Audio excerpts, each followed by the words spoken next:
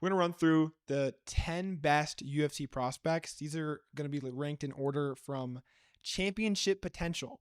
So at 10 down, we have 2 honorable mentions as well. So we're going to actually do 12 and 11, but they're honorable mentions. They're not in the top 10. We're just going to go through, and whoever's at number 1, I think has the most potential to be a champion or even 2-weight champion. Starting with the 2 honorable mentions of the video, we have Vinicius Oliveira and Ronaldo Rodriguez. I've got Vinicius Oliveira at 12 just because he seems a little bit unproven. He's really flashy, really fun. He reminds me a lot of Mauricio Ruffy. The only reason he's not in the top 10 is because he is 29 years of age and he hasn't really proven himself in terms of long-term cardio or finding someone that's actually proven.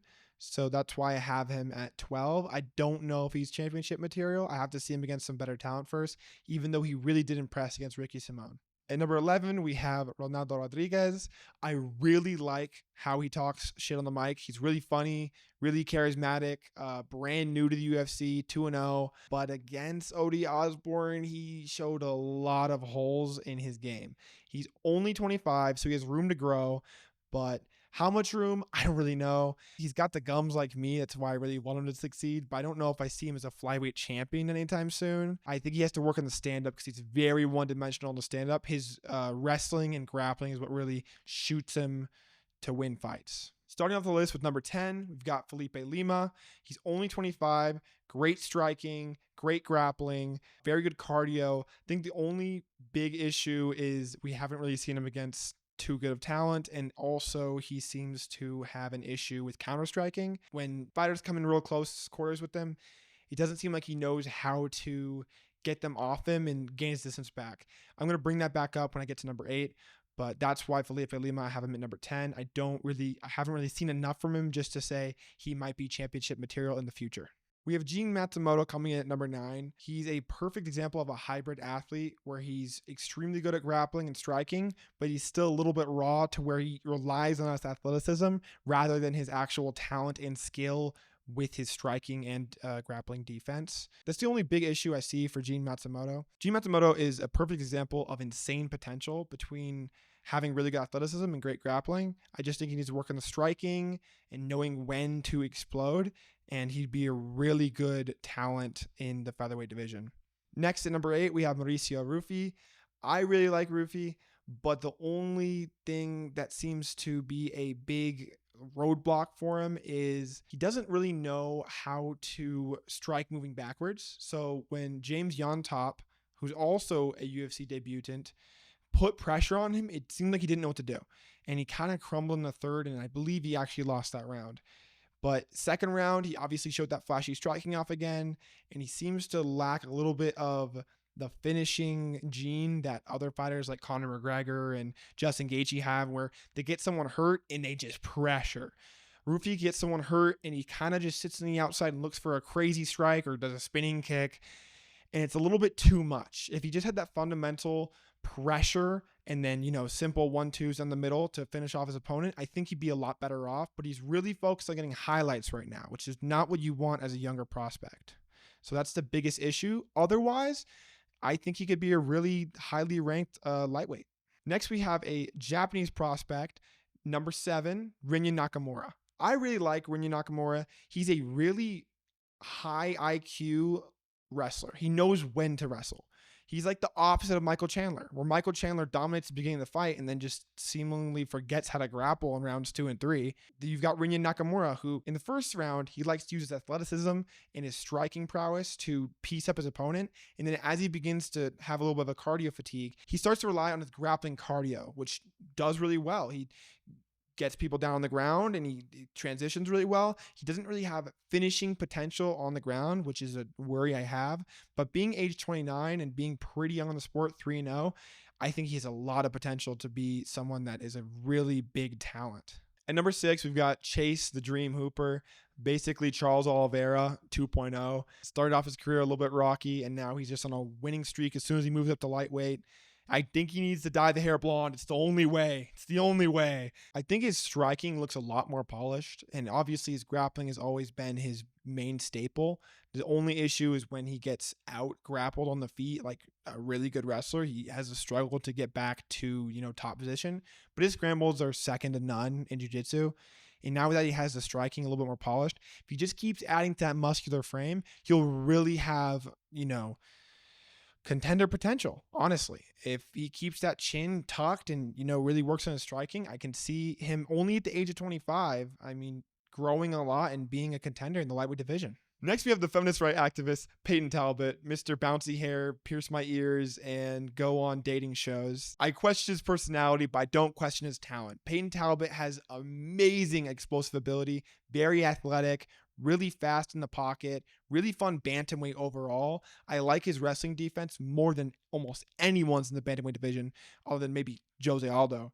But he's very good at taking grappling scenarios and turning them and reversing them to a point where it's his win. And, he's got great Muay Thai, really high fight IQ, honestly. He knows when to throw his strikes. And I see him being a really highly ranked bantamweight 2025. I think he gets maybe to top 10, maybe top 9.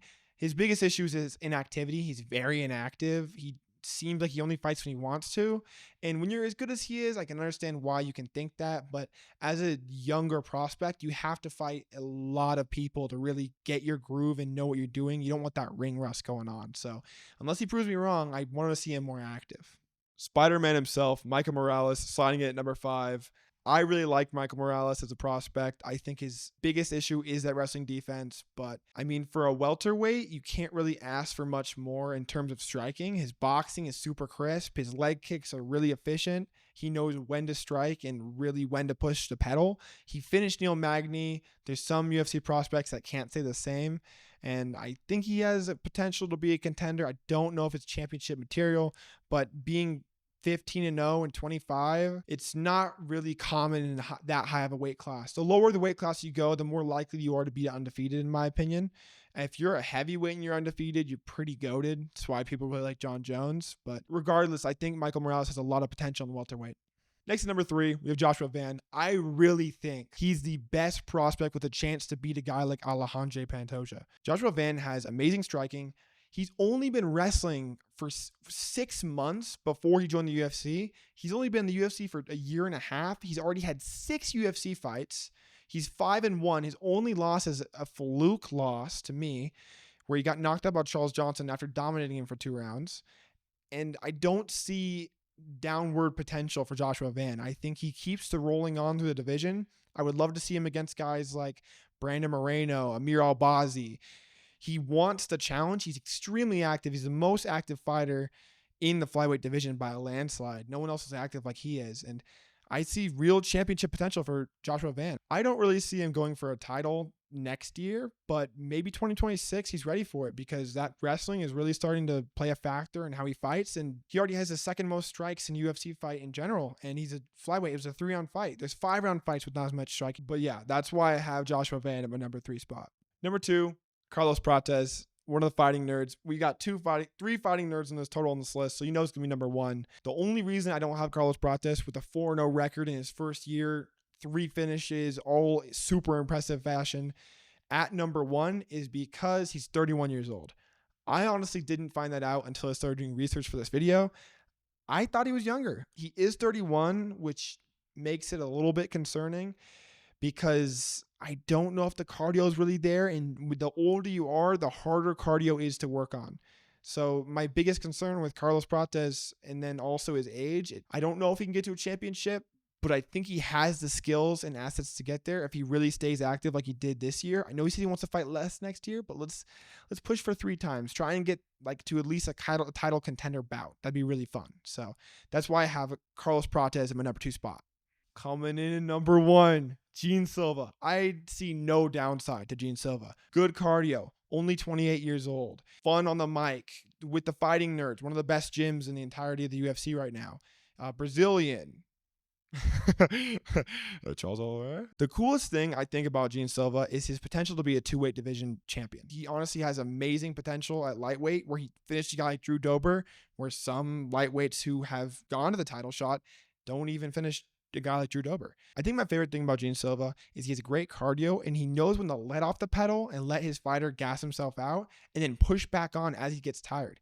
It's one of the best assets to have in the UFC. And Gene Silva shows it really well. He's really quick with the hands, really high fight IQ, knows how to finish a fight. He's 3-0 this year, and I don't see a reason why he wouldn't be a top contender next year. I could see him going to challenge for a belt in featherweight. I think he's the only prospect with potential to beat a guy like Ilia Topuria.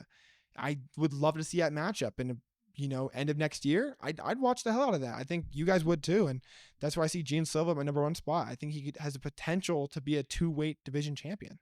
And those are my top 10, 12 prospects of 2024 going into 2025.